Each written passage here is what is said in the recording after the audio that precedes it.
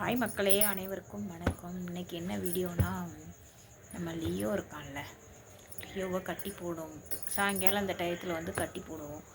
அவன் என்ன பண்ணிட்டான், திடீர்னு எங்கள் அப்பா அந்த சைடு வரையில் கடிச்சிட்டான். அன்னைக்கு அவர் பார்க்காம அவனோட வாழை மிதிச்சிருப்பார் போல இருக்குது, கடிச்சிட்டான். என்ன தான் பண்ணுறது, அவுத்து விட்டாலும் ஓடி ஓடி ஓடி ஓடி போயிடுறான்.